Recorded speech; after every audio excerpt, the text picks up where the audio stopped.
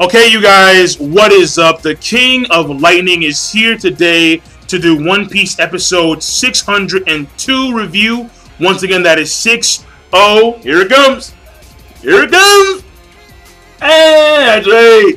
To review One Piece. So, of course, that means that you guys can look down in the description below for the link to the episode on One Piece Official, where you guys can view for yourself legally.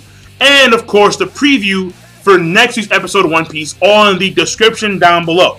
Now, before I get started, first things first, there's going to be no summary, only review. That's number one. Number two is that I got a PM 7 days ago from Blue Sakuga, and he told me, he or she told me, basically, that there is something that happened when it came to the production value of this week's episode of One Piece. So, well, I should say episode 602, since the episode came out Saturday night, and today is Sunday. So, basically, let me read the PM for you guys right now, and then we'll move forward. So, the PM states, or at least the important part of the PM states, that One Piece, episode number 602 of One Piece is being directed by Takeshi Otsuka, the person who directed episode number 521, where the production values were high than the usual One Piece episode, higher. Also, the animation supervisor of number 602 will be Kazuga Hisada, one of the character designers for the anime. So basically, the thing about this is episode 1, and if you're wondering, episode 521 is the same episode where Luffy, he does the one-handed gear second, and then he takes out the pacifista, like he died, like the iconic scene where he dodges the lasers hand on head, like hand on hand, too slow. And then of course we have Sanji and Zoro come in there later on. So it's that episode. And that episode, the production value was higher than normal, and that is true. However, the animators apparently are different, and I didn't know this, but apparently for like a block of episodes, they'll have different animators, which is why sometimes, like for example, I always refer back to this scene where when it came to that one scene where Ace in the Whitebeard War, Ace was in the smoke, he busted out of the fucking smoke, the animation quality was insanely fucking high. It was like, what the hell? Even in a lot of parts during the Gecko Moria arc, the Thriller Bark arc, where some of the quality of animation was actually pretty high. But those animators, the ones who animated episode 521, they're not in this week's episode of One Piece. However, the producer is the director is the same guy. So that leads on to the episode itself. And the episode itself is actually, in my personal opinion, pretty damn good. Alright? The way it was played out, I thought it was very well done. And I'll give this guy a prop. Right? I mean, this Takashi individual, good job. Because this episode, truth be told, is probably one of the best episodes I've seen like this year. And I'm not lying. I'm not lying about that at all. Because it was actually very well done. Animation was actually very nice through and through. The quality, well, the way the transitions between scenes was also very nice. When it came to the progression of the story, very nice. So, I mean, yeah, overall the episode was actually very, very, very nice. So, let me be more specific. When it came to, first of all, when it came to the main thing was seeing the transformation of Smiley into Shinokuni, and it eats the candy, and we see what happens to the candy, where the candy starts to bubble inside of the Smiley's insides, and then we see Zoro and his party and a few of Shizuka's men, they're gone, like they're blitzing the fuck out of there. Like, they're literally like blitzing the fuck out of there. And the thing about it is that when it came to that specific scene, where we see the candy like literally fizzle inside Smiley's interior, and then we see Smiley like growling and yelling like "Roar! like that was actually pretty well done, animation quality wise. In fact, I would argue that the animation quality for this episode was better than episode 521, but that's my personal opinion. That being said, when it came to the disappearance of the candy, and the candy finally disappeared inside of its insides, and then we have Caesar Clown saying that scene, like, "Good job, Smiley, I'll see you later." And then the eyes of Smiley that were once glowing yellow, all of a sudden they dim down, and then like his eyes kind of like turn off, like a light bulb, how it turns off. And then it starts to melt away and change colors into like a, I would say, like a, like not like a pinkish purple to like a violet color. And then from then on, we go see the scene where there's a bunch of apples in this bag, in the cart, in the sleigh. And all of a sudden the cart starts to pulsate. All of a sudden we home into one of the apples. The apple starts to pulsate, like, and then all of a sudden this shit changes into a fucking devil fruit. And then Smiley cascades down and then becomes like a massive wave of gas that proceeds throughout the course of the entire island. So that was the main thing, and that transition between between seeing Smiley transform from what it was to Shinokuni, and then seeing the stuff that occurred in the meanwhile, like the dragon running away, the men running away, Sanji and Zoro's group running away, the transmission of the devil fruit pulsating. That was all very nice, very well done. So let me go to more of a review portion. What just happened was quintessential. This episode is extraordinarily important. We all knew that once we meet Vegapunk, or we all know that what's probably going to happen when we meet Vegapunk in the story, is that we're going to learn a lot of stuff about the devil fruits. Because this man knows a lot. He's able to recreate certain attributes of devil fruits. He's able to take the essence of a devil fruit and actually put it into weapons and stuff like that.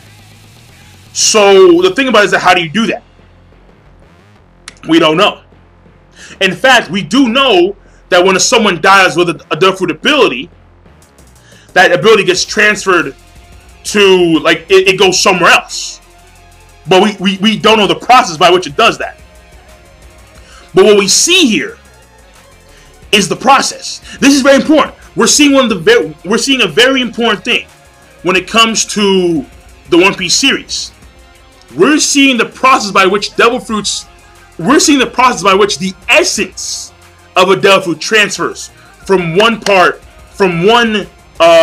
fruit to another fruit.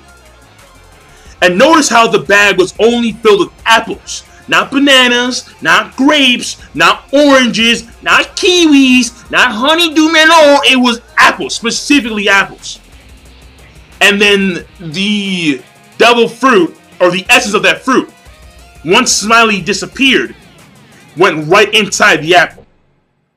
So that's how apparently it works. Apparently, the essence of the devil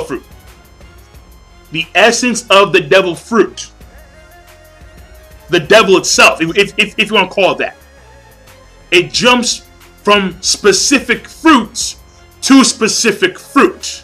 So, for example, let's take a note. Let's just say that NL died at some point, right? And then NL, he had the Goro Goro no Mi, the Rumble fruit, I believe so. And basically, the essence of that fruit, say that the house of that essence was a banana, it would go to the nearest banana, and it would hide, and it would go in there, and that banana would transform into a devil fruit. This is how the devil fruits continue to recycle throughout the ages. This is why there's a book of devil fruits, because if the individual who has the power dies, the essence of that fruit goes to another fruit. That's why there's an encyclopedia. That's what happens. So it's not like there's a tree in some part of the world, and then once the person dies, the tree bears a new fruit, and then all of a sudden the fruit drops in the ground, and then it goes up into the sunset. No, that's not the way it works out. What works out is that the actual essence, which we actually can't see, maybe people can see it. Because you have to question, how the fuck did Blackbeard do what he did? Did he suck in the essence with his own yomi yomi nomi? Or could he see it for some fucking reason? Why couldn't Vegapunk take the essence of the fruit and put it into weapons? That's crazy shit. Because according to what we know, now that Caesar Clown came into the story and we've seen this, it's like, but wait a second. Oh, I thought the fruit essence can only go into another fruit, not a fucking weapon. But Vegapunk may know some stuff that we don't know. Because this is the first time where we've seen something very quintessential involving the devil fruits when it comes to how they operate. We've seen the unique ways in which people utilize them through means of pacifista, through means of Fangfried and other weaponized devil fruits, through means of devil fruit honing skills and so on and so forth. But when it comes to the foundations of the devil fruit, their origins are unknown, and so on and so forth. But now we know how they actually transfer the essence, and that's that is the most important part of the episode by leaps and fucking bounds. By leaps and bounds. So that's ridiculously important. Ridiculously important. And it's not only for the arc, but also for the entire story as well. The entire story. Now we know. They literally jump from... It's kind of like a parasite. It goes from host to host to host. And it only wants particular hosts. And in this case, the hosts are these particular fruits. So then that's the way it works. So very nice. Very fucking nice. And I like it a lot. Like that to me is actually very nice. So we didn't need to see Vegapunk in order to have the first clue about the foundation of the devil fruits. And that's very important. So, you know, very well done. Very well done. Now, when it comes to... Now, there is one thing that is iffy about the whole entire thing. According to Caesar Clown, Smiley is just the condensed H2, the hydrogen sulfide gas that existed 4 years ago.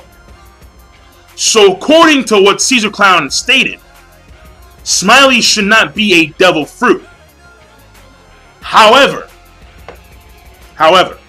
note this. Smiley, and actually, you know what? I just thought of this shit right now. And it's funny because when I was reading the manga, I didn't say this shit in the manga review because at that time I didn't think about this scenario. But now I'm thinking about this scenario and it's probably plausible, alright? So, hear me out, okay? Here we go. Smiley is the condensed H2S gas that existed in the island 4 years ago. But the question is, why is it that Smiley takes on this amphibian shape? Why is that? Why is that the case? And remember how I just stated the whole entire stuff about the essence of the devil fruit. How Vegapunk can put the essence of the devil fruit inside weapons. Now, per se, maybe, possibly, what if the essence of this devil fruit is not a poison slime gas, but instead is the amphibian? Maybe what Caesar Clown did was condense the H2S gas and somehow took the essence of a devil fruit and put that essence in the gas, and the gas took on the devil fruit quality, which is the amphibian. I mean, I wouldn't see, but the problem is that, well, it's condensed gas, so it's technically a solid / liquid. Actually, no, it's a solid, because slime is a solid substance. So, even though it's not a sword weapon, like a cannon or a sword, or like in the Alabasta Saga, where we see that one dog that spits out these cannonballs that are baseballs, alright? It's a can that ate a dog fruit. Well, what if this slime, this sludge, had the essence infused of a amphibian, like fruit? Like, that's the way I think it is. That's what I'm thinking right now.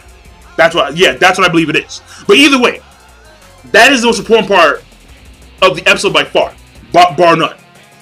This episode is pretty much basic. I mean, right now, the Straw Hats are in positions where they're vulnerable to the smoke outside, and the smoke itself is actually pretty dangerous. Would I call it a weapon of mass destruction? Sort of. Because if you have some kind of protective gear, you're fine. Like, like, if you have, like, some kind of, like, suit to wear, you're A-okay. I believe so. But basically, his experiment is a success, where the Shinokuni acts like volcanic ash, and it'll stick to you, and then it will solidify your body, and so you can't escape the actual hydrogen sulfide gas itself, the poison gas itself. So if you're caught by it, you're fucked.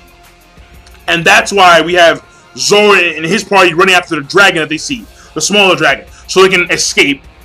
That's why Caesar Clown right now is going to showcase to the other brokers, Monkey D. Luffy, Smoker, and Trafalgar Law, who of course are now enemies, and they're like, well, like enemies to Caesar Clown and Virgo and Monet, and they're going to showcase the effects of the Shinokuni to these powerful people, quote unquote.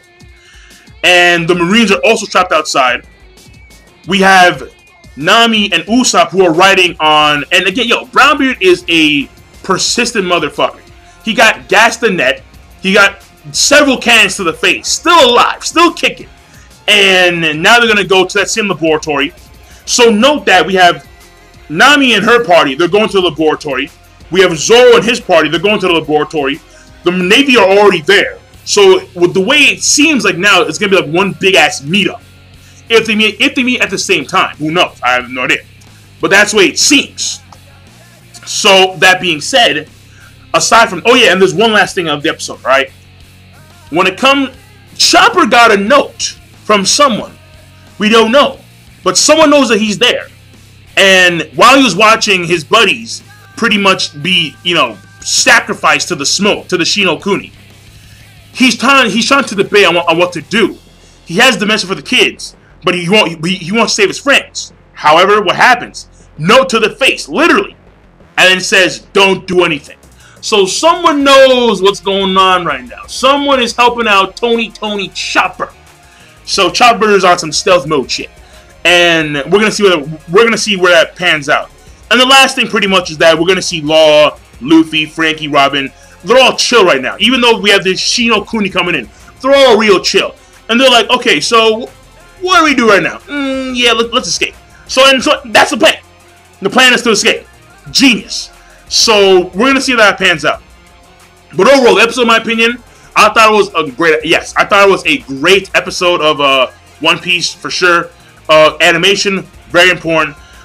Great plus. I'll give it a great plus because the importance of the Double Fruit Essence transfer is very important. It's quintessential to the One Piece series. Quintessential.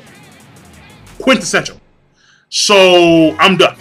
King of Lightning. Be sure, of course, rate, comment, and subscribe as always. Peace. Have a nice day.